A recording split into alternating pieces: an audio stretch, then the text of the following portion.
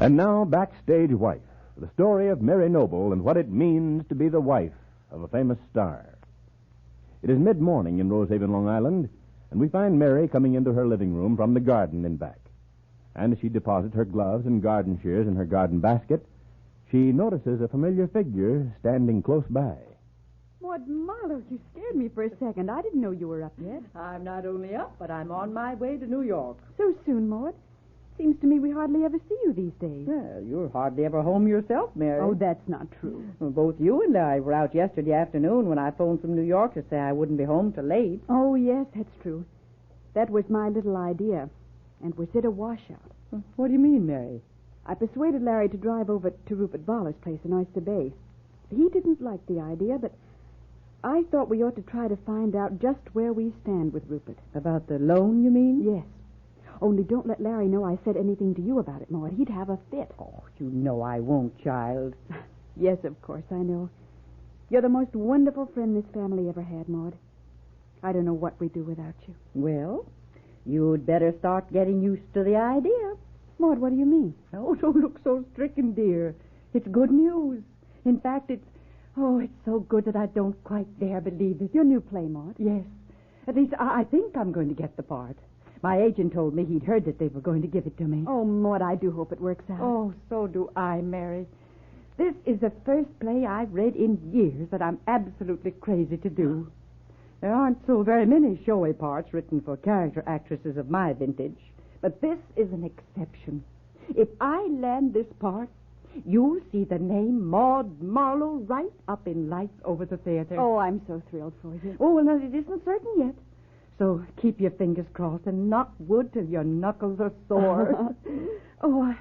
I ought to know within the next few days. Oh, I wish you luck, Maude.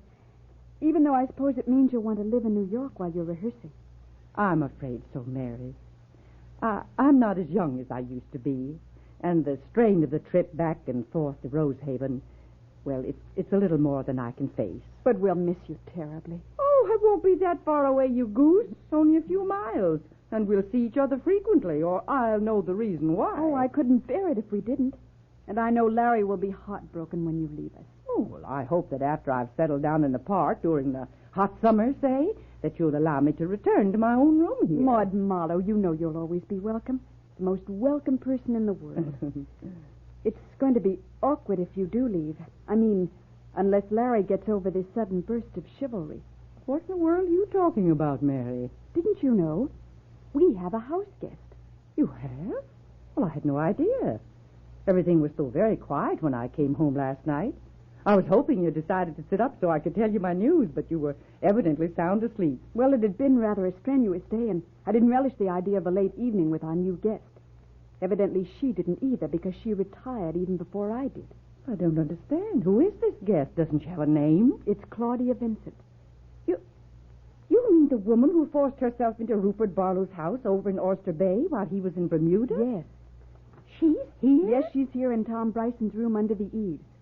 Larry was all for going up there himself and letting Claudia have his twin bed in our room. But I vetoed that idea at once. Well, I should think so. Well, what in the world did you invite her here for? From what I've seen of her, she's entirely too volatile for safety. As I found out. Well, I guess you'd better tell me about it, Mary. Have you time? Yes, the taxi isn't here yet. Okay. I told you, Maude, I persuaded Larry to drive over to see Rupert. I was furious about the way Rupert was handling our securities. The high-handed way he told Larry he couldn't possibly turn over the house deed or the insurance policy until this mysterious business deal was settled. I see. And so you wanted to talk to him yourself? Not quite. I was worried about the story Claudia Vincent told me, about how Rupert had deliberately cheated her mother out of every penny of her fortune and even caused the lady's death. I thought by going over there, seeing them together, we might learn something of the truth. Well, and did you? I don't know what to believe now. It's all so muddled.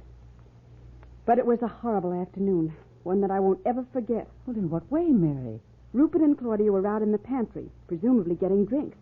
They were gone so long that I decided to go and find them. And a lucky thing I did. Why? They were having a terrible fight. Rupert vowed he'd put her out of his house, and she vowed she'd kill him. Oh, no, Mary, not really. He came toward her in a temper, and she pulled out a gun from her pocket and fired 2 shots. Mary, was he hurt? Rupert wasn't hurt because I grabbed Claudia's necklace just in time. I was standing just a couple of feet away. The necklace broke, of course, but it was just enough to deflect her aim. Well, I must say that's a fine situation. I know. Rupert said he'd call in the police, but Larry appeared all of a sudden and persuaded him not to do anything that would bring another avalanche of bad publicity to us all. I must say, I think he had a point there. Yes, so do I, Maude. But I don't think he had to go so far as to bring Claudia Vincent here. Oh, so it was Larry's idea. Yes, I tried to stop him. He'd made up his mind, and nobody could budge him. So the three of us left Rupert's house. And Rupert? He was furious. I can't say I blame him. And so you were left with the lovely little powder keg for the whole evening. That must have been nice. Oh, it was awful. Of course, I didn't want to show my feelings to Claudia since Larry had invited her here. The more I think about it, the more I feel that Larry is wrong about her. I suppose he's full of protective ideas. Yes. But I'm inclined to think that Claudia is dramatizing this story to her own advantage. Good morning. Oh. Hello, Maude. Hello, darling. What are you all done up for? Oh, I'm on my way to New York, Larry, as soon as the taxi gets here. Oh, getting an early start. Yep, I'm expecting to hear about the new play. Maude says there's a rumor that she's going to get the part. Isn't that wonderful, Larry? Oh, great. Best of luck to you, Maude. You deserve it. Thanks, Larry. That's sweet of you. Oh, there's my taxi. Oh, tell that fool to stop blowing the horn. He'll wake everybody up. Well, I'm going right away, but who's everybody? Seems to me we're all pretty wide awake. Oh, I met Claudia. I imagine she's still sleeping. Oh. Well, I'll go tell him to slide down the drive silently. Goodbye. Bye. Let us know if there's any news, Maude. You know I will, Mary. Oh. Does he have to shake the whole house going out? She's excited, Larry. Claudia is still asleep, isn't she? As far as I know, I haven't been up to inquire. Oh. Larry, we just can't have her staying here in this house. Why not? Because it's out of the question. It's going to make a terribly awkward situation. Oh, I don't see why, Mary. But it's bound to, darling. With Rupert Barlow, for one thing, he won't like it at all. And it'll cause all kinds of talk. Well, people have talked before. I see no reason why we have to turn that poor woman out without any way of supporting herself. Just because you think it'll be awkward for us. Don't you think it was awkward when we had young George Taggart visiting us? But you wanted him, so he stayed. Well, don't you think you might consider that before you get ready to toss our present guest out on her ear? Larry, that's not fair. Just because she's being victimized by Rupert Barlow, because he has the power of wealth back of him, you don't want to turn him against us, is that it? But Larry, you know that isn't true. I don't know why you should say such things to me. Honey, I'm sorry.